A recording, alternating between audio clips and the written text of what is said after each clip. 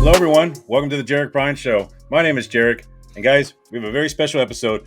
We have James from Find Satoshi Labs on the show and Gas Hero Official. And James, how are you doing, buddy? I'm doing great, Jarek. Thanks for having me on. I'm looking forward to this conversation. Thank you. No, thank you for coming on. And you guys are doing a lot of great things. I'm going to say you guys came out of nowhere, but man, you guys came out running hot and everything like that. And I definitely want to get into all that stuff. But before we get into all that, kind of give us your kind of journey here into Web3, right? And what kind of brought you all the way here to Find Satoshi Labs and Gas Hero? Yeah, absolutely. So I'm a little bit older, so I've had a long journey through a lot of different stuff, different professions.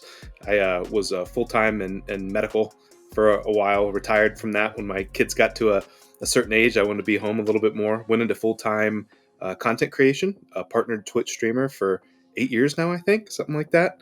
At one point, I ended up going to work full time for one of my sponsors, e-commerce energy drink company, and was head of sales for Gamer Subs, and worked my way through that. And I've been full time in Web3 now for a couple years.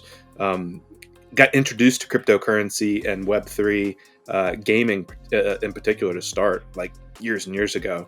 And just kind of over time, I've just gotten more and more involved, and that's my full-time job now. My average day is 15 to 18 hours long, 7 days a week, taking meetings with people all over the world, doing spaces and podcasts like this, and it's a crazy space, where time just seems to kind of melt away. Yeah, no, agree. And guys, you see, if he could do it, guys, I mean, like it's definitely like doable in the sense of like we're all trying to come out here and be full-time Web3, and that's kind of like the dream I have too as well. So hats off to you, congrats on that. And yeah, man, it's just really great what you're doing. And kind of the introduction to kind of like Gas Hero and Find Satoshi Labs. The kind of one of the first questions I want to ask is that what like inspired the unique concept of Gas Hero, right? And especially the narrative, like the AI-led attack and on human civilization and everything like that. Absolutely. So Jan and Jerry started up Stepn a little bit over 2 years ago, and Stepn was phenomenal. Like their vision of what they wanted it to be was so totally different. And so when you start thinking about like Gas Hero and the AI and what they wanted to build with the game, I think it's important to understand the concept of what they wanted to build with Stepn, and then kind of what it became over time and what they learned from it, to put it all into context. So Jan and Jerry really wanted a Web3 game where you could go out and just start walking 10 minutes a day and earn cryptocurrency and NFTs. And what they built, I think, is still extremely unique within the ecosystem. And when you think about the fact that Stepn has over 5.4 million registered users at this point, it's across 3 different blockchains, and within an app that you can download on iOS or Android, built in, it creates your very first ever wallet. If you're brand new to Web3, or if you're not, it creates a wallet for you. It's built into the game. It has the DEX built into the game. It has the marketplace built into the game. It has, both a lifestyle app to get you to go out and exercise and then incentivize you for it. And then this whole gamification system where you're earning mystery boxes and there's gems and they're upgrading the sneakers and you're breeding sneakers.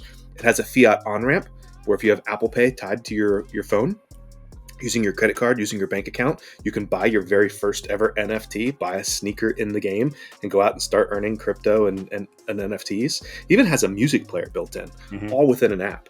And I don't know that I've seen that anywhere else in Web3 gaming, where they're thinking that far ahead to say, okay, if you're going to onboard millions of Web2 users, right? Most of them can't navigate the whole, okay, I need to go here and use fiat to buy crypto, and then I need to download this thing to be my wallet and figure out how that works. And then I got to transfer from here to here and then go to this centralized exchange, decentralized exchange, convert it into this cryptocurrency that's on the correct blockchain. Oh, I've got the wrong wallet. Now I need to get a different wallet. Now I need to connect that wallet to the game. Now I just downloaded an exe file and they have control of my computer and I've lost everything, And so much was learned through that. So through the process of like building our own DEX and putting it in the game, building our own marketplace, putting it in the game, creating website versions of each one of those, I think that it's very important that they see different types of populations that are out there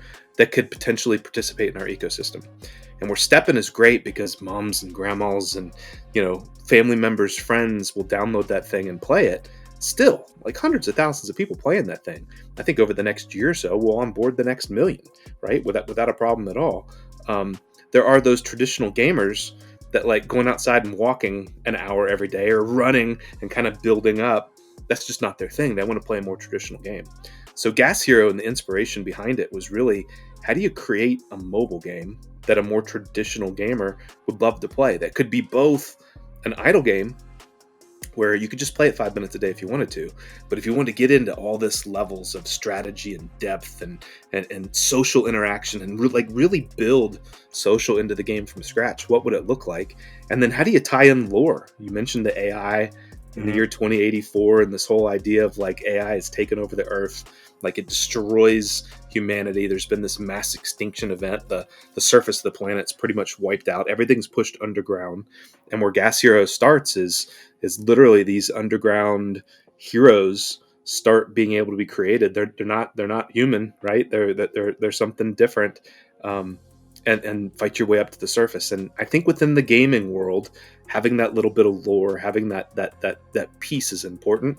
And so designing that was an important piece, but then so much of like the tokenomics and the mechanics and the gameplay. And I'm a firm believer that there are certainly a lot of Web3 games that are successful because of the ability to like earn and people will play it because it's Web3. But the game, to me, to have longevity, needs to be fun. Like if it's not one of those things like and I could name a dozen mobile games, right? Think about your favorite mobile game, or maybe even just a mobile game you're aware of, where people will literally download it by the millions, and maybe even invest stupid amounts of money into it with no hope of ever getting anything out because of like the social interaction or the strategy or the fun gameplay. That was the core idea. Like, how do you make something that's that fun and that engaging and that enjoyable to where you want to fight to have a leadership role? You want to fight to be more competitive in PvE, to be more competitive in PvP, and like build all that into a game. That was kind of the core foundation. Yeah, no, that's great. And kind of reading everything, I love the lore and I love everything like that. So you would basically say that Stepn kind of like heavily influenced, Gas Hero, right? And you guys kind of drew inspiration from like the whole kind of makeup of Stepn. Would I be correct in saying that? Absolutely. And like I can kind of go down the line piece by piece of things that are like directly either brought over or influenced by. So you think about Stepn as you start running, jogging, walking with that sneaker, you level up the sneaker and then the sneaker can earn more and more. Same exact thing with the heroes. As you have more and more sneakers, you can breed them together to make additional ones. More sneakers in your inventory gives you more energy. In Stepn, every 6 hours you get 25% of your energy back. Exact same thing in Gas Hero. More heroes in your inventory, more energy. More energy means you can farm more of these locations. You get 25% of your energy back every 6 hours. Like there's so much that's identical. The way the DEX is built in, the way the marketplace is built in. So much of the tokenomics comes directly from what we learned from Stepn, which gives us a phenomenal advantage because we're not trying to develop something from scratch. We know what works, but then we have the ability to tweak it. So one of the things that we definitely learned with Stepn is as you go through these hyper periods of growth, right, where there's thousands, hundreds of thousands, millions of new players coming online, that can affect the tokenomic system, right? We never went out and sold 25,000 additional sneakers. The players are making them in the game. So the players are incentivized to breed the sneakers together to make more when there's greater demand to play the game than there might be supply. And then as the more and more of those players can come in and play, and the supply grows higher and the demand is less, all of a sudden the floor price of those NFTs comes down. So it balances out that tokenomic system. Well, if you ever hit a phase where the player growth plateaus off or even slows, all of a sudden now you've got an oversupply of the NFTs. Well, then, in theory, if that keeps going, the NFT floor price could go to zero. So how do you deal with that? What they did in Stepn was to have the ability to take 5 of your sneakers, enhance them together and get a higher rarity and figure out ways to burn sneakers in the game, have resilience gems where sneakers can kind of wear out. They've taken that to the next level with Gas Hero, where the NFTs, the heroes themselves, actually have a lifespan. So a common hero only lives for 25 days. An uncommon lives from 35 days, and it's on and on. Same rarity levels within each games, right? We learned a lot with that. The heroes in Gas Hero have pets and weapons, and there's so much more to the strategy that 10 times, 100 times more so than what we have with Stepn. But then this is the added thing that Johnny, our lead developer, added in with Gas Hero that I think is just absolutely next level that I'm not seeing yet anywhere else in Web3. Really innovative. So in addition to the NFTs themselves having a lifespan, once you add them to your lineup to fight with them, right? Now they're on the surface of the earth in this radioactive wasteland. It's wiping them out. Heroes in your inventory, their lifespan hasn't started until you add them to that 6-hero lineup. Now there's a seasonal model built on top. So let's say over the course of months, right? You go through hype cycles, you go through attention economy, you know, the players build their way into these leadership positions. You get to a point where the player growth slows or starts dropping off. All of a sudden, as the NFT floor price starts coming down, the players themselves, the leaders within the game, can vote to reset the entire season. And what happens is there's this gas arc that comes, kind of like a Noah's Ark, right? There's an auction house built into the game that's very crucial in the tokenomics. We can go into that later, but you can buy these gas arc tickets to have access to it. The purchase price of those tickets goes back to the leaders within the game, and after 30 days, there's this timer that's set off. The entire game resets. Right? And so you could almost relaunch the game over and over again, brand new, every season, controlled by the players themselves, and then evolve the meta, evolve some of the stuff to keep it fresh and keep it fun long term. No, that's very interesting. And, you know, kind of like we did have that kind of explosion with like kind of play to earn and this last kind of like bull cycle and everything like that. And it was crazy. You had Axie Infinity, you had all these things, right? And like basically, in your own opinion, like where, because like it came crashing down, all that play to earn stuff came just, you know, spiraling down. Like, where do you think like play to earn kind of got it like kind of wrong, right? And also, like, what is like, you know, Gas Hero and Stepn doing to actually sustain that long term kind of like just playability throughout, so it doesn't have, like you said, that major just kind of just nosedive, like kind of like Axie Infinity did. Yeah, and Axie Infinity is actually, I think, building back up now with they are. new They're coming back. iterations. Yeah, which is really interesting. If I had to point to just one thing, and there's a lot, right? There's a lot to this. Anybody that tries to pretend it's one thing probably doesn't know what they're talking about or is just misinformed. But like the biggest thing I can point to, if you look at like the entire play to earn, you know, Web3 gaming ecosystem, most projects were really good at like creating an NFT collection. They might have been really good at like launching that collection and creating that attention hype cycle and doing that whole thing. But then when it came to actually building the game, oftentimes those running the project weren't game developers, right? They certainly couldn't like code the game themselves and then continue to reiterate on that coding to keep it fresh and to keep it interesting and like evolve the meta, the gameplay over time. Most players are going to get bored with a game. And so you think about like the best games, the most successful long-term games, Fortnite, and think about like how it evolves from season to season to season. It adds new characters and adds new guns and adds building and takes building away. And like that keeps it fresh.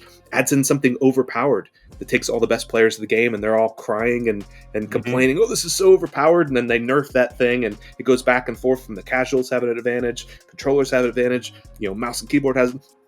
All of that talk about the game brings in more attention. I don't know what their latest numbers is, but I think I was reading not too long ago they were back at like 44 million daily active users, you know, which is just an insane number considering how long that game's been in existence and how it works.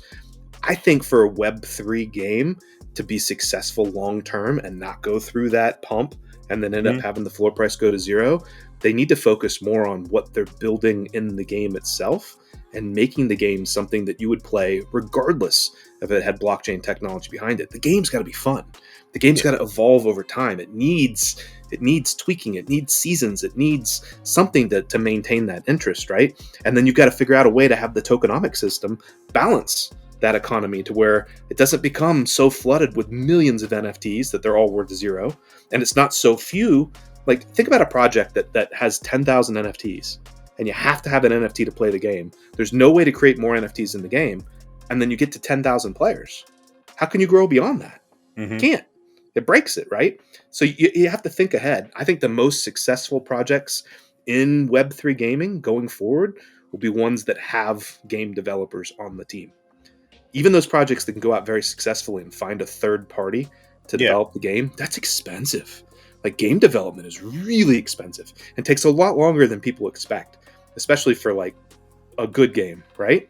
And then add on top, you need that development to continue for the life cycle of the game, because you got to continue to fix it. You got to continue to anything that breaks, you got to evolve it and keep it interesting. And if you don't have internal people on the team, I don't know that that's possible. So to point to one thing, it would be the games aren't fun, right? They work in Web3 because people can earn. They play so much until they earn. When the earnings come down, the thing crashes to zero and it's gone. I think the games that you see still surviving, the Axie Infinities, the Stepns, hopefully the Gas Heroes, they have the ability to have internal developers that are keeping things fresh and make it last long term. And to be fair, Jarek, there are very few Web 2 games that are successful at this, right? There's a handful. Destiny has lasted 10 years, a Fortnite, an Overwatch, like there's a handful of games, World of Warcraft. But think about all of those titles I'm mentioning. They're massively multiplayer. They keep the things fresh. They're always coming out with new stuff. They've got internal development teams that are cranking away at it. But it's the minority that figure out how to make that work. That is a very like great answer, and kind of basically like the question I kind of want to ask you, every person that's kind of like in Web3 gaming or studio or whatever form, when do you think that we'll actually like see an actual like Web3 game, whether it be like actual studio or an actual game itself, actually kind of be kind of considered kind of like in the same ballpark as like, like a Blizzard or an Activision, like, will be kind of like in the same realm of like an Xbox and PlayStation games and stuff like that. In your opinion, like how far off are we from that? I don't think we're that far. I think there's some in development right now, some in beta testing, maybe even some that are live that are really close. I mean, I think about just the tools that you have available to you from Epic with Unreal Engine. Building even just on Fortnite, right? There are games right now that you can play that are built on Fortnite's engine, and as they keep upgrading it, like those are capable. Like they completely work. I think that there's others I've seen, first-person shooters, all kinds of different game styles that are fun and enjoyable. I think that the barrier is most Web 2 gamers think Web 3 is a scam. They think crypto is a scam. They think all of it is a scam. I think most Web 2 gamers, most traditional gamers, think Web 3 and cryptocurrency is a scam, right? Yeah. They're timid. They're afraid. That they just hear the negative things, and they don't get what the true benefits of blockchain technology is. So much so that you go to like Steam or to the Epic Game Store, or even some of the mobile marketplaces, and what you find is that if these traditional big studios start talking about how they're going to add blockchain into a game, Web 2 gamers will review bomb these games to put their ratings down so low to basically the publishers go, sorry, right? Yeah. And so much so that like loot boxes and stuff are even turn negative within games. Anything that feels like gambling or feels like whatever. And I think that to capture a lot of those Web 2 gamers, what's going to have to happen is there's going to have to be this almost paradigm shift in their head to where they go, oh, wait a minute. So you mean like all those 10,000 hours I played in Fortnite and I earned that really rare skin, I earned that whatever, I can just trade that in an in-game marketplace, and like it doesn't matter. I'm not having to speculate on a price of a token. I'm not having to buy an NFT to play the game. I'm just ability like that they can get. It's almost like blockchain technology needs to fade into the background for them. For them to not even realize it's crypto related, and they're just benefiting from their things that they've earned in game and whatever. And where that flashbulb I think goes off, where they have that moment, is they're like, oh, this is what blockchain technology does. I thought it was all speculative stuff. This is literally just having an in-game marketplace where I earn something, and Web 2 gamers already do that, right? They do that with fiat, and they don't even think about it. That's what blockchain gaming provides, right? It's just an avenue where your time, your effort can be rewarded with the things that you earn in game. And I almost think the X to earn, right? Whatever it is, right? Play to earn, move to earn, whatever it is to earn, has such a negative connotation with it. Maybe that even goes away to where it's not perceived that you're not trying to earn in the game. It's more, it's like your frequent flyer miles. It's your Starbucks points. It's your whatever that you're being rewarded for being a frequent customer. And then the studios just figure out how to monetize it to where I'm not having you charge you $100 a year to have the new version of the game. It's literally built into the system, to the economy. Maybe it's even a free to play model. You could still be buying season passes throughout it. Season pass, you don't have to call it the N word. It's the NFT, right? Like it can be like, as that stuff starts to evolve away, I think it's easier to mass on board Web 2 players. But there's probably multiple steps along the way where that becomes easier. But long term, the biggest thing is having the best, highest quality, most fun to play games on Web3.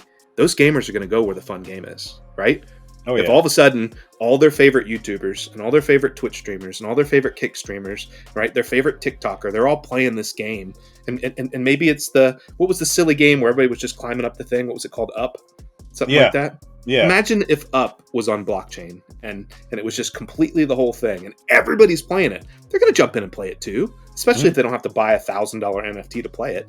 Like if they can jump in and play for free, they just all jump in. And then that kind of lowers that mental barrier. Oh, I get it. It's just a game that's on here. Instead of it being an Xbox game or a PlayStation game, it's a crypto game. No big deal. Oh yeah, no, I 100% agree, and I definitely vouch for Web3 gaming. I do think it's going to get its time in the sun, though. And as you're speaking with play to earn and everything like that, like how maybe you can't really speak on this. Maybe I don't know. You kind of been in the background on this, though. But how has it been, with play to earn, kind of like dealing with like regulatory concerns and everything like that? Like, has that been kind of a headache? It can be. It absolutely can be. I think. The bigger that you become as a company, as a project, probably the bigger the target on your back as well. If you're all of a sudden, Stepn, I think, is the #1 most traded project on Solana, right? And so there's something that comes with that. Gas Hero, at this point, we launched our game 2 weeks ago, right? Mm-hmm. This is the second Wednesday around, so 14 days ago, the game's been live. We already have over 126 like crazy number, over 126 million US$ in trading volume. Crazy for Gas Hero, right? That's just nuts. Like built within the game's economy and tokenomics itself, a percentage of everything's bought and sold in the marketplace goes to the leaders within the game. There's also the auction house. So 50% of everything that goes in the auction house goes back into PvP. We had our first PvP tournament called Gas Wars. It was the solo version. We got the group version getting ready to start. We had over a $2.8 million US$ prize pool for the PvP, right? So when all of a sudden you're this massive dollar volume, you're not only #1 in all of Polygon, but you have more trading volume than every project on Ethereum combined. That's going to bring regulatory scrutiny, right? And so you have to think very carefully about how do you word your terms of service? Where is the game accessible? Where's the game not accessible? Like what you're doing to protect yourself and to protect your community, to protect your players, right? And without a doubt, Find Satoshi Lab, what we've done probably better than anybody else is like build this very robust, very tight-knit community. In some ways, we're almost stuck within our own bubble where people looked at us on Polygon like, who are you? How did you come out of nowhere? Because they didn't realize how big we were, right? Because we're almost in our own little echo chamber. And regulatory scrutiny is something you got to pay attention to. You think about the big guns. Binance doesn't work in the United States, right? There is no Binance.com. You have Binance US.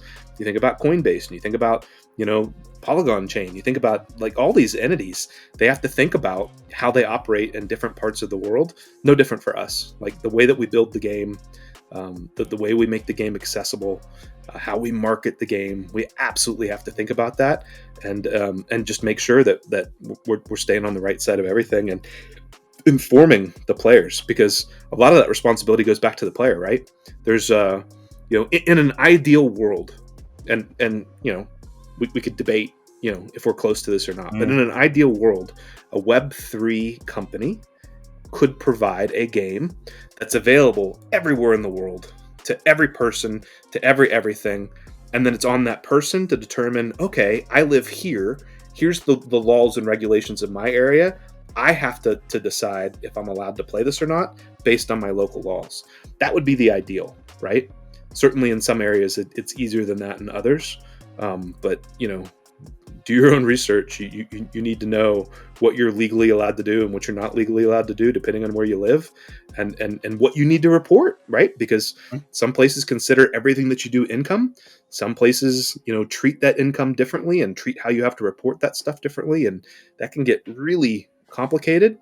And I would not expect most Web3 games, most Web3 projects to like fully inform you of, oh, you live here, here's how you need to report it in your area, because that puts them in a crazy gray area. Mm-hmm. Yeah. No, and I like that. You see, when this next bull run comes, right, we're having the halving come and everything like that, right? Some of my kind of like criteria for projects, right, is projects that have been here building, right? And you guys have been here, with Find Satoshi Labs.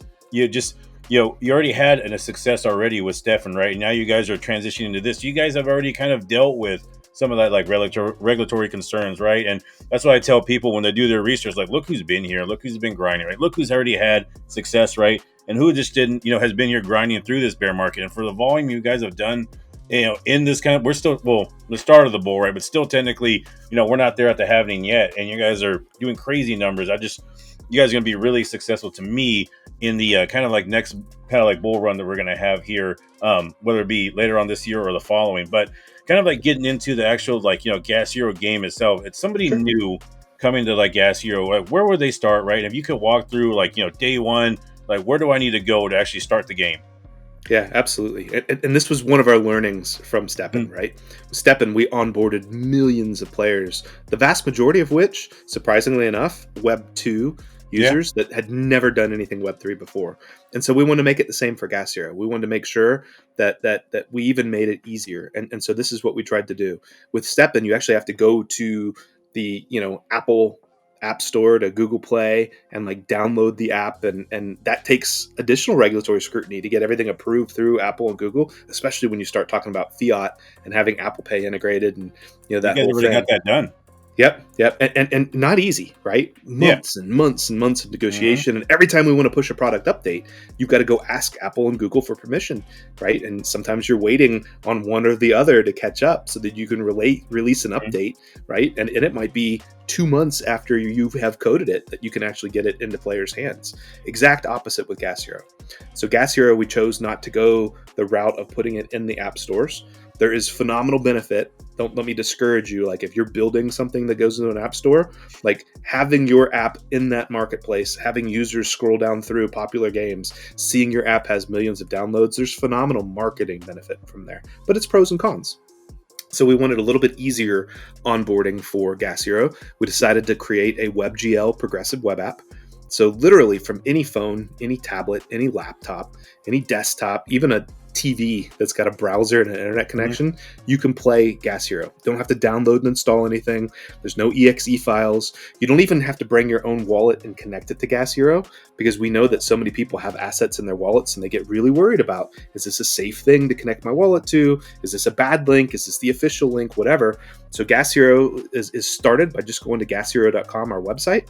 You can look through phenomenal white paper there. I think one of the best in all of Web3. You click on play. It literally launches the game in the browser, right? On any of these devices. If you're on a mobile device, it'll even give you the option to save the icon to your desktop. Ooh. So that every time you click on the icon, it launches and it doesn't even look like the browser anymore. It's launching in a browser, but it looks like an app. It plays like an app. To everything that you can tell, it's an app. But the beauty is every time you launch it, it launches the very latest version without having to download and install anything. The game literally creates a wallet for you. It creates a Polygon wallet, right? So you don't have to like think about, what's my seed phrase? What's my wallet? How do I connect it? Are my stuff at risk? Any of that. The game, Gas Hero, gives you 4 free heroes, all with a pet and a weapon, and takes you through a tutorial, 7 different stages, where it shows you how to take your hero and how to add it to your lineup. How to take the other heroes and add them, how to shuffle the lineup, because certain heroes are better to be up on the front row of your team, Those are usually like the tanks that have these short range weapons like daggers and swords. Then there's damage types that you put in a deeper row. They usually have middle range weapons like axes and hammers. And then there's like support type characters that go back and they've got these long range weapons like bows and whatever. And so the game teaches you how you add them to the lineup, how you can ship them back and forth, and you can see right on there, oh, this weapon doesn't attack from this location, and you can move it to a different spot and see how they all attack. And you go in and you try to fight level 1. And when you fight it, you earn something. You earn some hero potion. And the game teaches you how you can go into the hero and level them up from level 1 to level 2 with that hero potion. And you start working your way up through the 7 levels until you fail. And you're like, oh, I didn't level up enough, or I need to optimize my lineup or whatever. And you get to play the game for free from the browser without having to connect anything. No wallet, no assets, don't have to buy an NFT, nothing. That to us is kind of like the holy grail of what Web3 gaming should be. Anybody can come and try it. There is no risk. It's fun to learn. You see if this is the kind of game you like.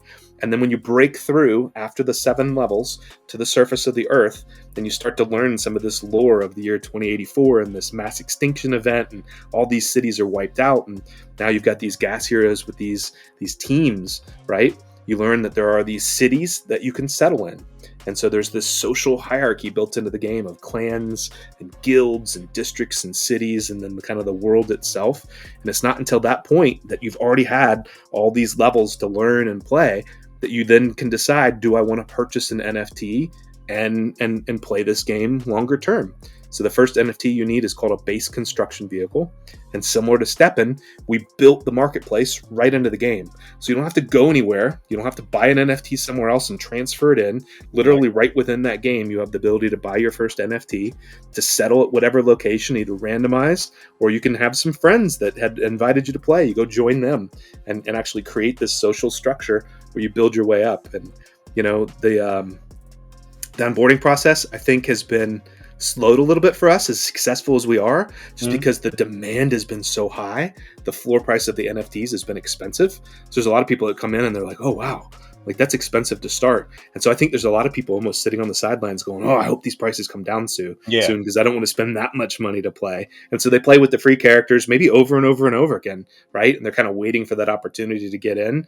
And then many of them, what they're doing is they're joining our socials, jumping in the Discord server and trying to figure out ways that they can win some free NFTs to then be able to play for free. One of the unique things that we did with Gas Hero, very similar to what we learned with Stepn, was that we did not launch a collection and sell NFTs. All the NFTs that this game started with were given out for free. Oh. So there were these Gas Hero badges that went to active Stepn players on multiple different blockchains, right? Those Gas Hero badge holders ended up getting weekly airdrops of free NFTs. One week you'd get a base construction vehicle. The next week you'd get a common hero. Next week you get a pet. Next week you get a weapon. Next week you get some experience to level up the heroes. And all these were going out. And then we started piling in all these social media competitions. We've got one going on right now that anybody can join and earn free stuff, including some Genesis heroes, which are really valuable. We can go into what makes them so unique and different. But lots of opportunity to like win free stuff, to get free stuff, to play for free, to enjoy the game. And then for those that like it, like there's unlimited opportunity to dig in and you know, spend more and try to build a competitive team. No, I love that. And I love the whole like build and everything like that. And one of the things that kind of stuck out to me too as well, and can you kind of elaborate like kind of like the strategic like choices of Gas Hero, like the power, wealth, and glory, and how did they affect the player's journey, journey and alliance actually as well?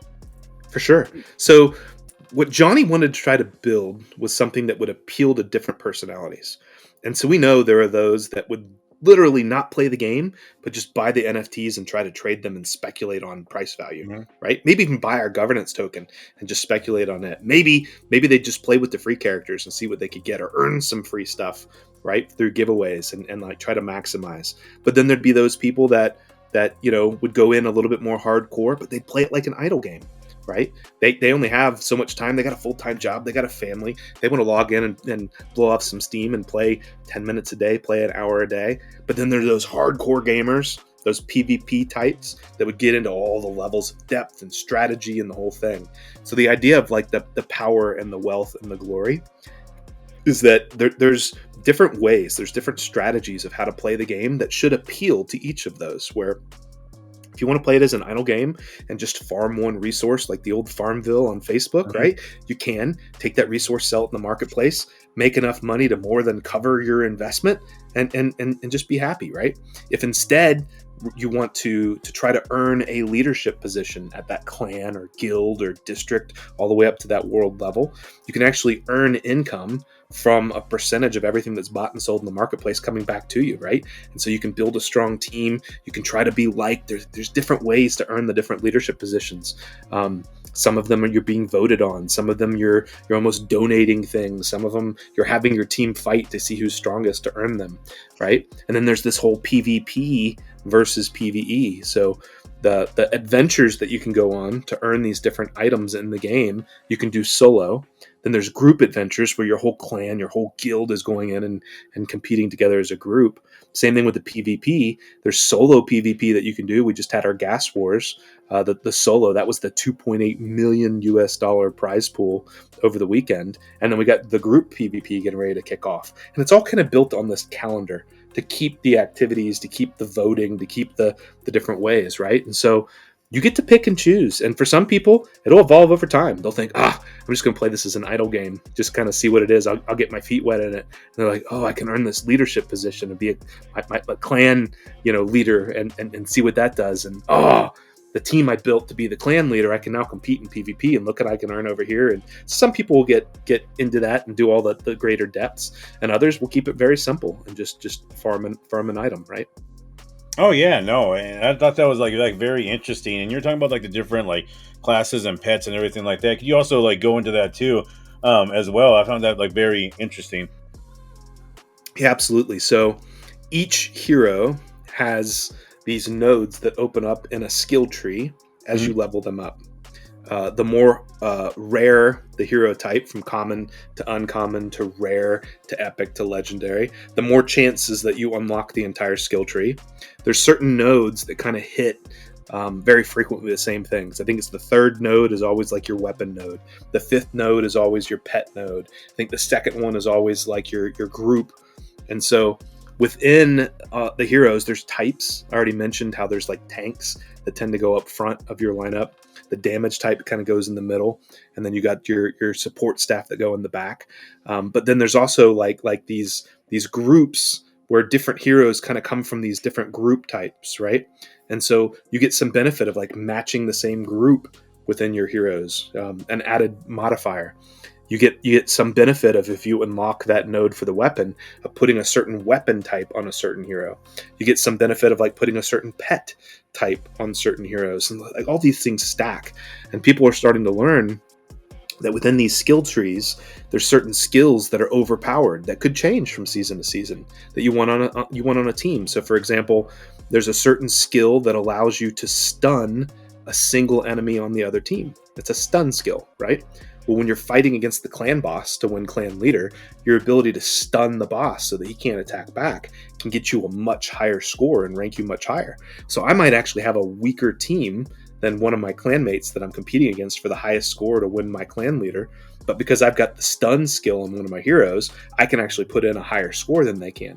Similarly, when you're fighting team to team in both the PvE activities against the AI itself, they have these AI teams, or even in PvP where you're playing against other players, that there's these skills that you learn about where you can like attack the other team in a certain order and almost have like burst damage on a single hero, or almost have this ability to attack all the heroes on the team in the same way. And so the meta is being learned and evolved over time of like, if I have all my heroes on my team all attacking the same one person at the same time, I can wipe out like their team fast. Or maybe I want some of the team doing that burst damage on a single and the other parts of the team doing all of them. And then I need a support person that's going to like heal my team. And there's all of this that you can get into. Reminder though, like if it seems overwhelming, you don't have to understand any of this. Like you can have fun playing the game with a single hero, just farm one place, and you don't have to. But for those whose minds, like I lay in bed at night thinking about my team and what I've built, and I've got this next uncommon I'm getting ready to add to my lineup, or I've got a rare I just was able to breed, and I want to add that to my lineup, and like all of this level of depth that for certain brains that tickles that sweet spot. This game is just so addictive and so much fun to like think about and plan ahead, sometimes weeks in advance of what you want to build. I do have it loaded up, so if anytime you want to kind of go to it, I Oh can yeah, we actually can, show right? through the We can do it screens and right we can now. play, which is fun. Yeah. Yeah, cool, very cool. I'll bring it up while we're talking. Yeah, no, and you know, I love, like I said, I love this how this is all like thought out, and I can't like how long have y'all been like developing this? Good question. So I think the thought of building another game within the FSL ecosystem has been Mhm. something that Jan and Jerry, our co-founders, have planned for some time. Hardcore developing, coding, actually making the game has been really over the last 6 months or so. To be fair, that's probably faster than what most teams could put it together. We have over 100 developers on our development team that are working across our ecosystem and our apps. I think that helps because we can bounce them on and off different projects and really act quickly on things. The last 2 months, the game has been pretty close to what you see now. So it probably was 4 months of hardcore coding and developing. And then we had an alpha test, like an internal team test. Then we had a community test where we had thousands of people come play as a community, got tons of feedback, kind of updated some of the UI, added in all the custom music and sounds and all that. The beta test just launched, the public just launched 2 weeks ago. So we're probably 7 or more months in now of like hardcore developing, and you can see the version number every time you launch the browser, right, to bring it up, either by clicking on that icon. You like literally it feels like 10-15 times a day we're hitting a new version number. Like every upload they're constantly tweaking and changing and updating the white paper, and that's a cool part about having a progressive web app like this, is you can iterate it that quickly, which is fantastic, which makes it great. Great too. Yeah. The what you're seeing right now is kind of like the home page of the game. Down here in the bottom left hand corner, this is your map. And so if I click on that, it brings up those different social levels that I was talking about. The clan level is kind of where you're at. There's 9 members to each clan. You can see on the road down there, these 9 base construction vehicles. The guild has 9 clans. You can kind of see them around, and you can drag the screen and see the 9 different clans around. And then there's a guild arena, a guild adventure, and a guild auction house. And there's the district level, so 9 guilds in a district. The city, currently there's 2 districts per city, but that'll expand out to 9 districts per city. And then the world level at the very top.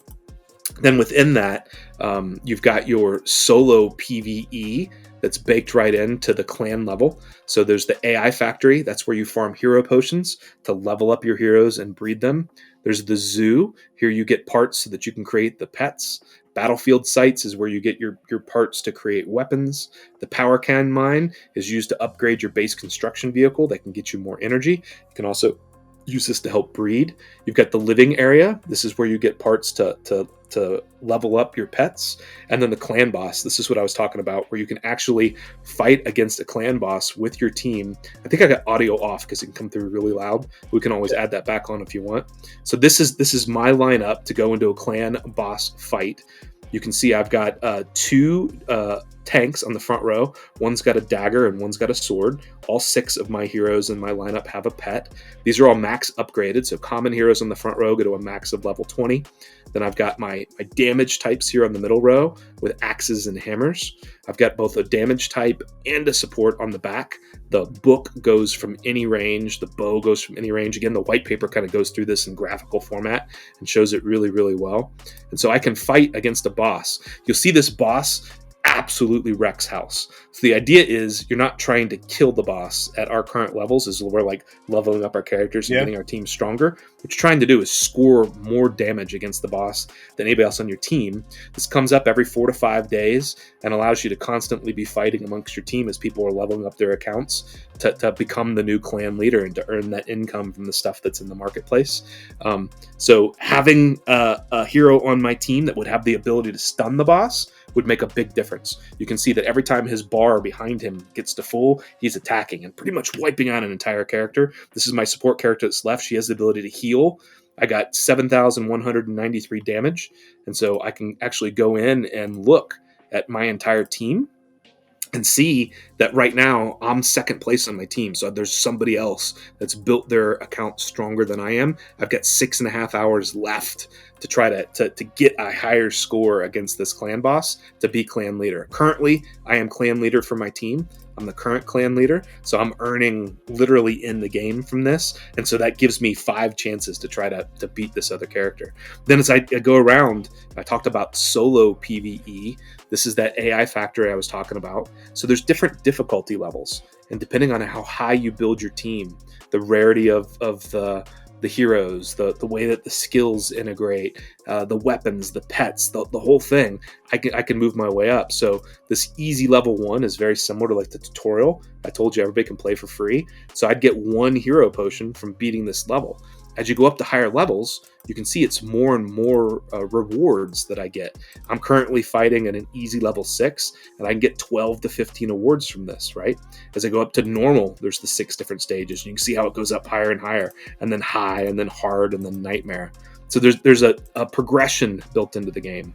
This is the personal adventure, so this is playing solo. Then there's the clan adventure here, where I can take the entire clan and we all attack as a group and get group rewards. So there's this pressure to like, do I join a really strong clan where I'm not the strongest person, but the clan overall can get greater rewards? Or do I want to be in a newer clan that's building their way up, and I can be a leader within the clan and I get more personal rewards, but maybe I don't get more group rewards? Then as you kind of move around and look, here's the zoo where I was talking about you can get the pets. So as I were to go up from easy 1 to easy 6, you see I get more and more of these normal parts to create a normal pet.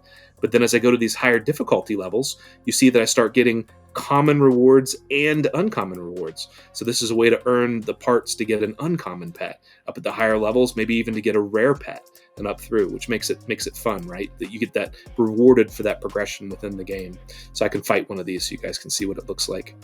The popular ones right now are based upon where you tend to be able to get something to level up your own personal account, or again, the marketplace that's built into the game, get something that's selling for the most in the marketplace to like be the most rewarding. So you see a lot of people farming these hero potions to like level up their heroes and to breed. You see a lot of people farming the battlefield sites to get weapons. And now we've added the power cans into the breeding to be able to breed. I got 14 for that. You can see people farming the power cans to be able to sell those in the marketplace as well, which is pretty cool. I've got so many things I could show you here. Up in the top, you could see that I'm both the leader of my clan and the leader of my district. You can see my strength. That's a representation of how strong my entire inventory is, both my 6 characters that are in my lineup and then like the total lineup. I can see my energy here kind of in the top middle. Just like I was saying, similar to Stepn, the more NFTs I have in my inventory, the more energy I have. Every 6 hours, I get 25% of that energy back. This is the wallet that's built right directly into the game. So again, you don't have to connect your own wallet. You actually get all your transaction history, the decks, the marketplace, all built right in. Marketplace is here. Yeah.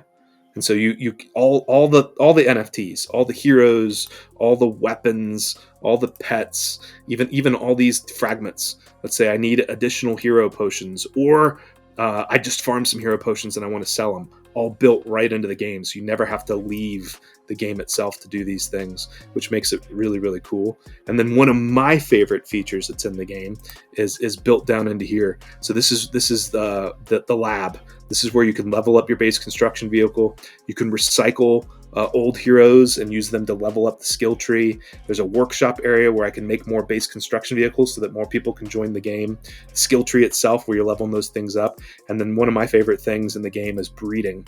So you can actually go in here with the things that you're earning in the game and have an ability to breed new heroes. There's a bit of speculation and gambling that can go into this, right? Here I've got a common father that's going to breed with an uncommon mother, and there's a chance here that I could get something really, really rare. There's a chance that I could get twins, or there's a risk that I might just get a common hero. And so for those that like that speculative playing, high risk, high reward, really fun things that you can do in the game. Oh man, that is all like well thought out, and I kind of like have kind of in here kind of taking this all in, and you being a part of the team and everything like that, like you guys developing all of this stuff, right? Like, what were some of the challenges that you guys faced in actually developing all these things, right? Because like as we go back, we were still like heavy in the bear market, so you can explain like some of those challenges that you guys had in developing all this. Yeah, it's multifold.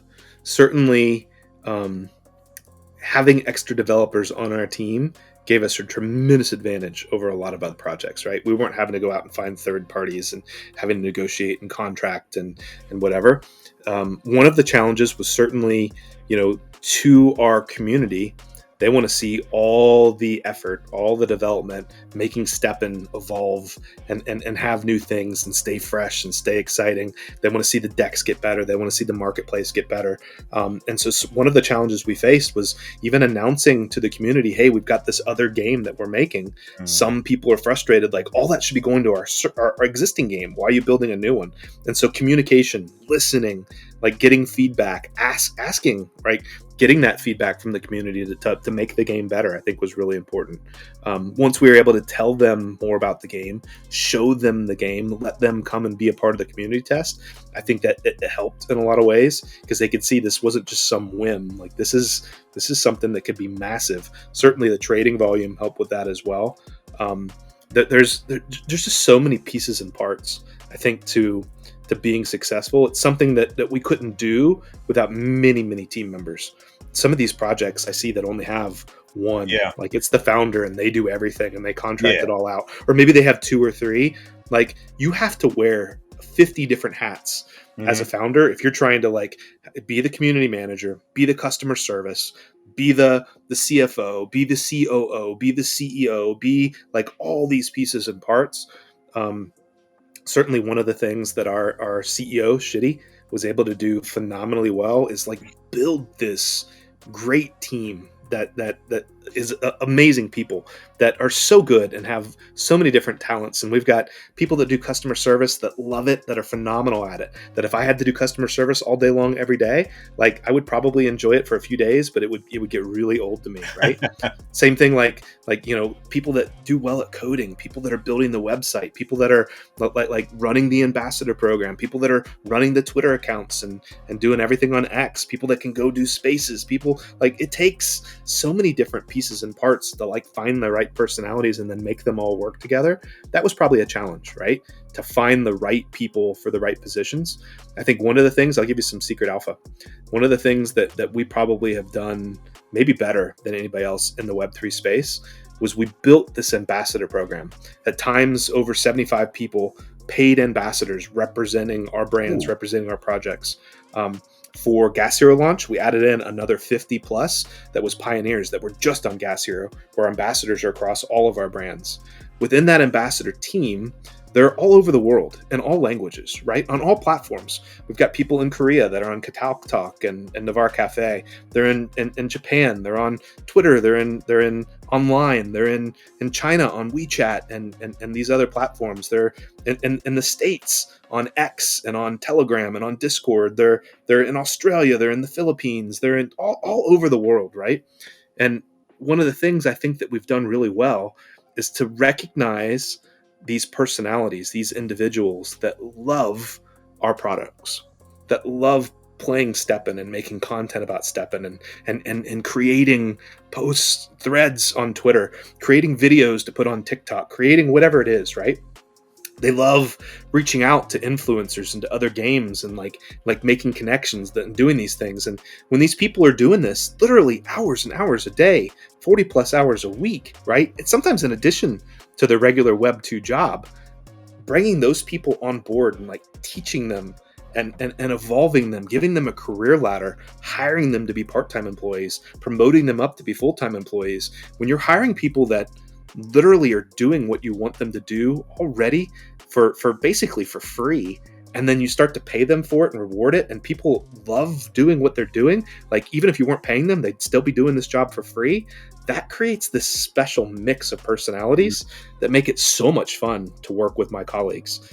There's nobody I can think of on the team that isn't doing what they love to do, and they're being paid very well for it, which just kind of creates this very special mix of, like, ideas and sharing and camaraderie amongst the team. And that's a challenge to find the right people for these positions. Oftentimes you look outside our community and try to hire these people that sometimes are perfect and sometimes aren't a good fit. And when you find the ones that are a good fit, like keeping them on board and keeping them motivated and rewarded, our executive team has done a phenomenal job at that. I know. I love that. I love that you guys are actually supporting like content creators and everything like that. I love that you guys, have that program kind of in place. And kind of, I kind of want to switch to, like Find Satoshi Labs, right? Like, what was it about Polygon that was so appealing, right? And what made you guys come over here? Great question. I think it was multiple different factors, right? The Stepn game itself on 3 different blockchains, started on Solana, went to BNB, went to Ethereum. Our DEX across even more blockchains, our marketplace, Solana and Ethereum and Polygon. As we explored, we certainly talked to dozens of blockchains, right? And there are certain ones that really stand out for gaming. Ronin makes a lot of sense. Immutable X, creating our own blockchain is definitely something we thought about. Like we looked at a lot of areas. I think we felt like our strength was in our community, and our community within our bubble knew us. And likely, if we build the right game that's really fun to play, a decent percentage of our community would follow us wherever we wanted to go. So one of the things we wanted to think about was like, what does a blockchain provide from a technical standpoint, right, that might have advantages and disadvantages over others? And so there were some tech things about Polygon that made things work within the game easier. For example, I don't ever have to buy gas in the game. I don't have to think about gas in the game, right? It's called Gas Hero, but if I ever get to a point to where I don't have gas, the game automatically gives me additional gas. It's just by default. So we think about an average Web 2 gamer, and they're having to like transfer an NFT from one place to another, or they're having to like do an action in the game, and you're popping up alert, oh, you don't have enough gas for that. That's a barrier. That's a frustration, right? Yep. We knew on Polygon that wasn't going to be a problem. We could build that into the game, and that was all automated, and it would work really well. That was an advantage, right? There's certain things about the smart contracts on Polygon and the wallets within Polygon, and there's some functionalities for the tech of Polygon, right? When I think about like community, Polygon's definitely got like this robust, you look around at like the X spaces and like all these content creators and founders coming together, there's a special community thing that's on Polygon. You think about like Polygon Labs and the team itself, right? And their success and reaching out to like Web 2 brands and BD and the way they brought in other brands and done things. Certainly I think all that was a part of our decision. Like we wanted to be on a chain where we could work with the chain itself, where the chain itself could provide us access to tools, access to brands, access to other projects, access to community, access to X spaces, access to things on, all over the world. Certainly, we have a lot of players right now for the launch of Gas Hero that are in Asian markets. We have a lot of players, different pockets of the world. So we had to kind of take all that into account of like, what's the tech of the chain? Where are the player bases? What's the community look like on the different chains? What's the BD like? What can the chain provide? For relationships, for resources, for all that. And scalability. Like, can this chain handle a game that's online, doing the actions on the blockchain that can scale to millions of users? Or if millions of users are all hitting those nodes and those validators at the same time, is it literally going to shut the chain down, right? Yep. Some chains might be better at that than others, right? A lot. There's a lot. No, I'm telling you guys, like Polygon's where it's at. Of course, I love other chains too as well.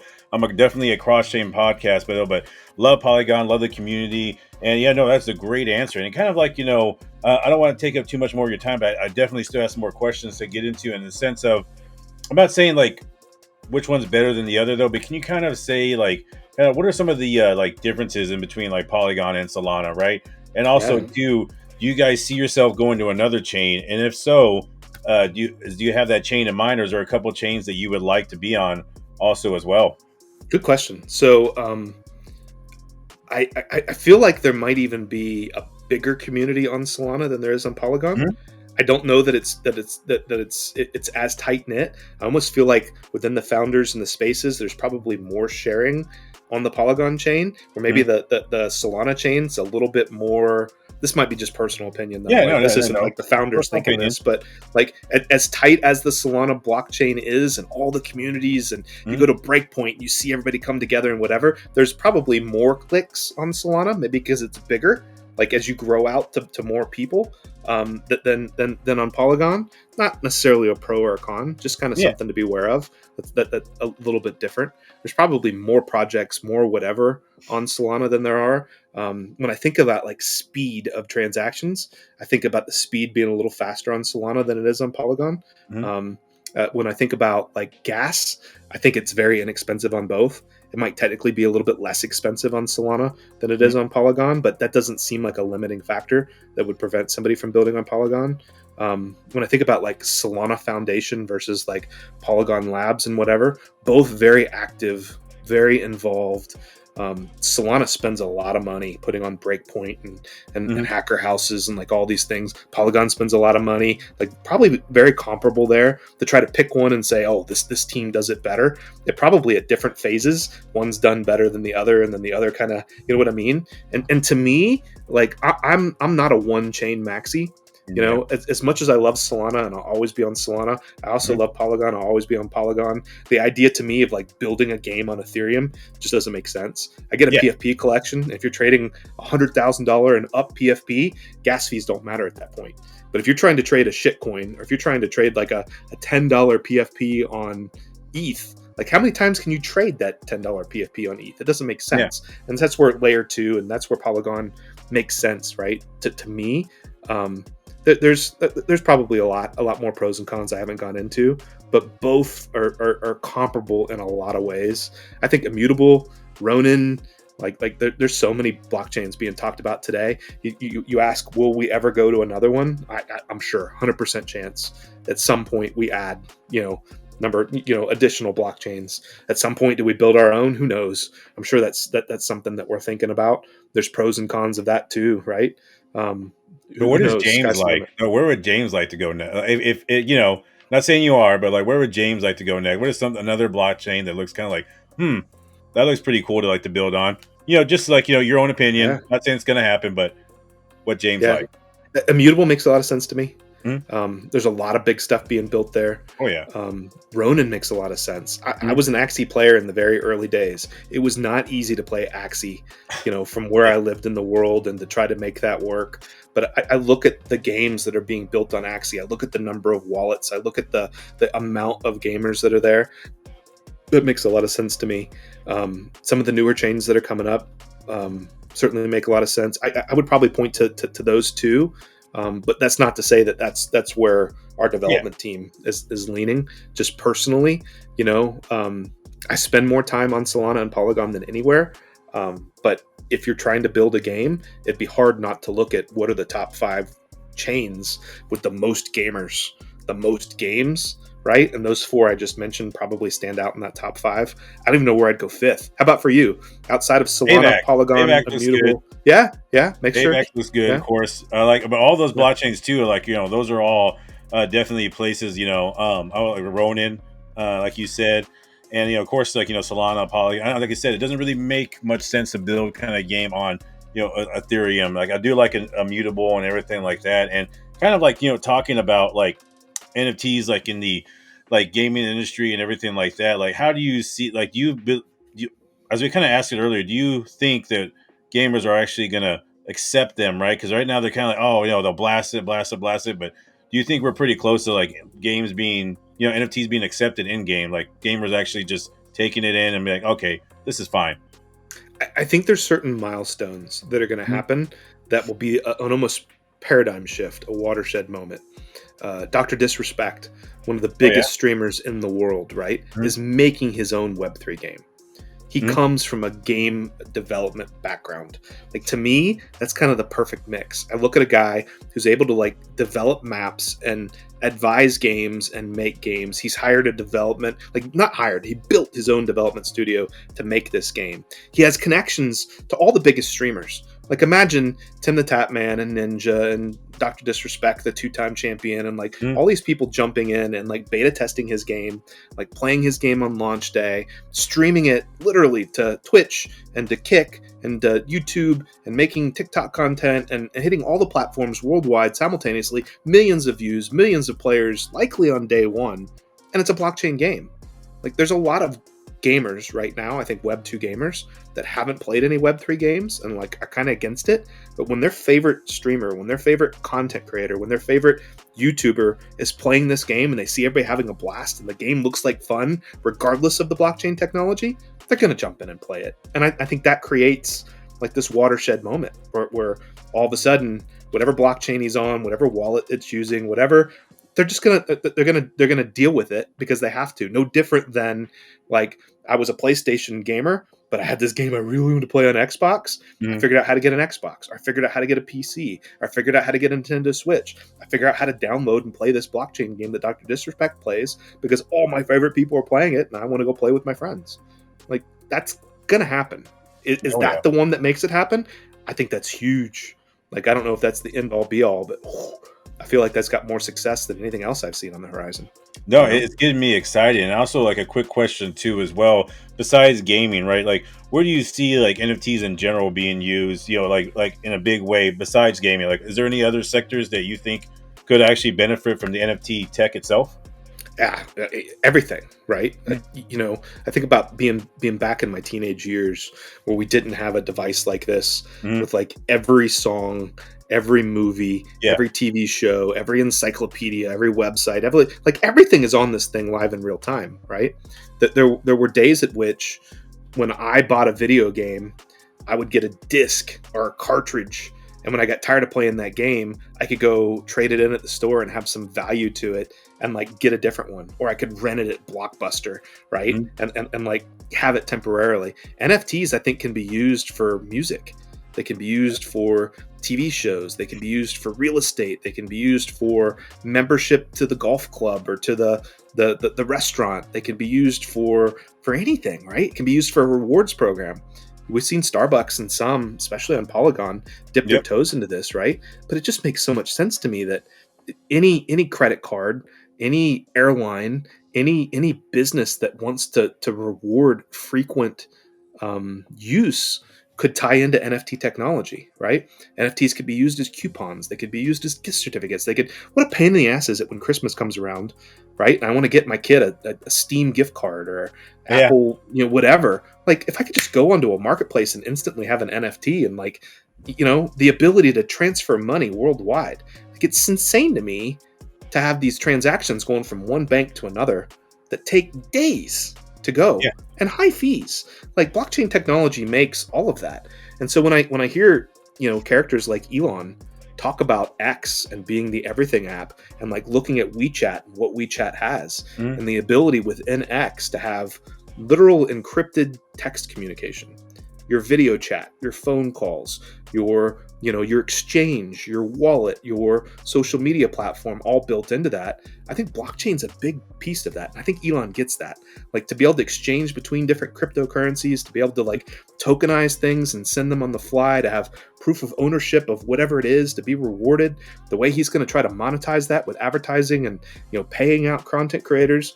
Crypto's the key to all that. You're not doing all that in fiat, not worldwide to every country. And, that there's just so much sense. And when I look at like the recent clips on X right now of like CEOs of major financial corporations not understanding that Bitcoin can't, like, what did he say? He said, I think he even said Satoshi wrong. He said one day Satoshi's going to come and just like delete it all and it'll all be gone. Yeah. Or like, it's not like gold. They can just make more of it. There could be twice as, like, they don't even understand. Yeah. Like, he's in a position he should understand, and doesn't.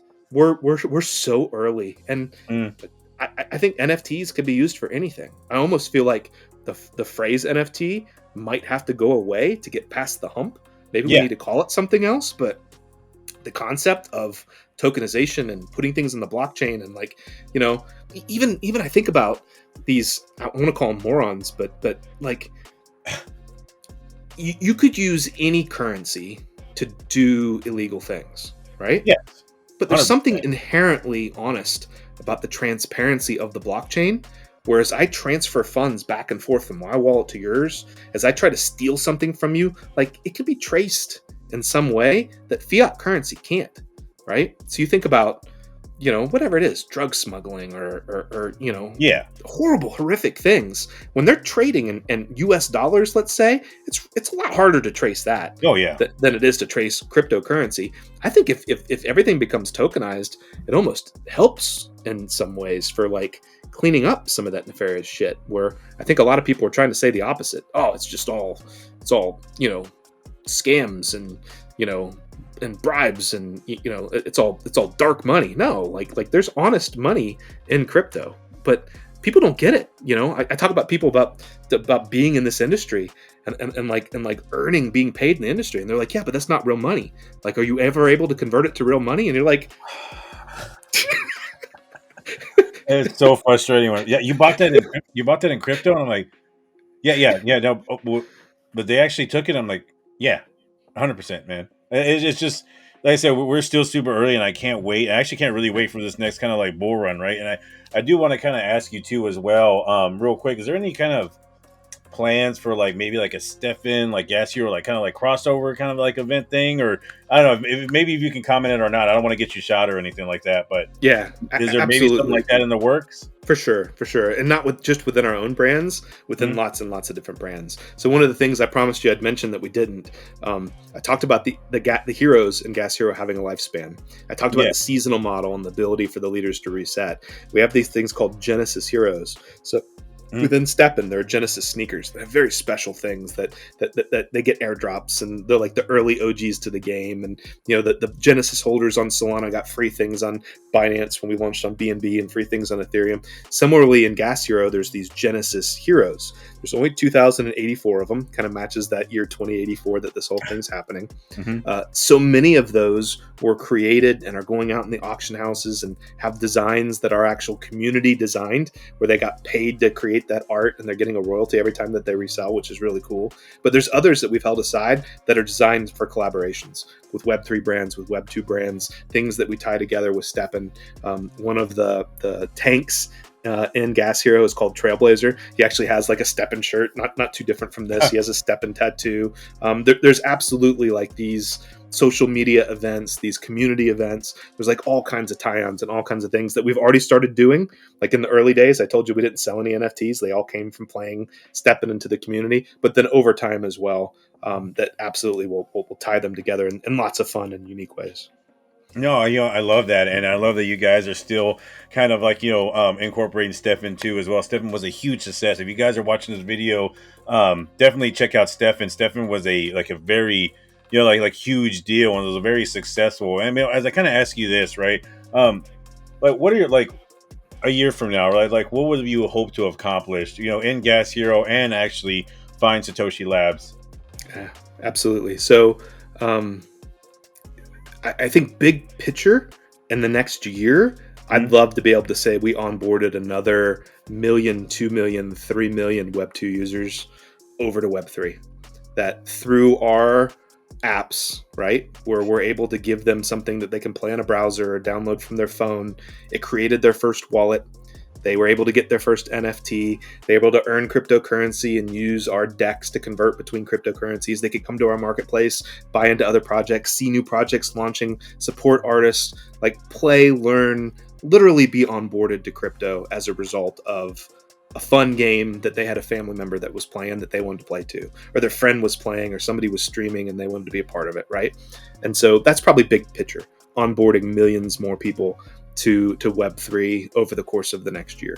I think to bring it down smaller, it would be to take our current games, our current products, and like continue to evolve them to take those players that love playing it, but it could get stale, and like keep it fun and keep it entertaining. And you can do that outside the game, like social media events and community activities, but you can do it within the game too. So I think there's a lot of focus in the next year for Stepn, also for Gas Hero, of like, how do you keep those projects evolving and keep them fresh and keep them interesting, and like change the game and evolve the game, and have the seasonal model play out with Gas Hero, evolve the meta, have different heroes stand up, have different things added to the game season to season to keep it interesting, and some maybe alpha to some, how do you add other games, other projects, other collaboration partners to the portfolio that like fill gaps where, okay, you've got this online social strategy game, you've got this lifestyle app where you're going out and walking, jogging, and running, you've got a DEX, you got a marketplace, you got your launch pad, you got like, what are the other pieces that you can fit in here, either from a third party or internally that you make that like fill almost this suite of products within an ecosystem where, you know, I like to refer to kind of like an Apple walled garden of apps. It just works. Like they come in, like they can get started, they can bounce around and do different things, and it's all within this trusted environment where they don't have to go anywhere else. But hopefully, you introduce them to this whole new ecosystem that then they're like, oh, well, I bought this new thing. Like, let me, you know, on board and really see what it's all about. No, I definitely love that. Of course, I love the answer of onboarding people and everything like that. And James, this has been, you know, amazing. So much knowledge in the video too as well, James. But you know, kind of like before you go, do you have anything else to say? Do you have any, you know, community members you want to shout, or anybody you want to shout out in general? Yeah, absolutely. So first, I want to say to all those listening, you can go to Gas Hero Official on X at Gas Hero Official. We have competitions going on right now where you can win free Genesis heroes, free base construction vehicles, free common heroes, even for free. So by going to gashero.com, clicking on play, getting those 4 free heroes and the pets and the weapons, playing through the tutorial, take that knowledge from playing it, play it multiple times if you want, right? Write a thread about it and throw it up on X. Take some screenshots, make a video about it, read through the white paper, whatever it is, whatever content you like to make, posts, videos, clips, whatever, post those up. Find the post on X from the Gas Hero official account. All you have to do is use hashtag Gas Hero, hashtag playing Gas Hero, follow us on our socials. You'll be entered in. I think this competition ends on February 3rd. We've got, I think it's 7 Genesis heroes that are worth a fortune and last from season to season. 50 base construction vehicles, 100 common heroes going out, and they can go. Anybody can win this. So you have an opportunity to participate and win some really cool things. And this won't be the only thing we have going on. On top of that, many other competitions in our Discord server. Within our Finding Satoshi Zeely quest board, you can win things on social media everywhere. Shout outs, absolutely. I want to shout out our development team, like Johnny, and what he's built is phenomenal. I want to shout out our executive team, Jan and Jerry, our co-founders, Shitty, our CEO, Mabel, our chief revenue officer. Like, we could not do this without their guidance and leadership. All the employees within the company, but especially I'd love to point to our ambassadors. They're phenomenal. They're all over the world. They're making content on all of these platforms. I want to promote them all up to be full-time team members. I'm trying to get as many up as I can. I promoted a bunch of them up already. Our pioneers that helped us launch Gas Hero, our moderators that are in the Discord servers and the Telegrams and the Facebook groups, and like moderating our customer service team. Like, it takes all of this to make a successful project, right? If you ignore customer service and you don't respond to tickets, the thing falls apart. If you're not talking to communities all over the world, it doesn't work. If you don't have the developers, if you don't have the leaders, if you don't have like all of these pieces, it takes all of that. And I feel like I'm shouting out everybody, but I kind of want to, just because you need all the pieces. Nobody could do it on their own.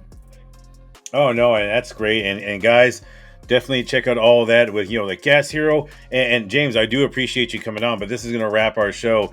And guys, if you like content like this, please like, comment, share, subscribe. Follow me on X, and follow James and Gas Hero on X too as well, guys. I have everything pinned down at the bottom. And I'll see you guys around on the next one. Take care.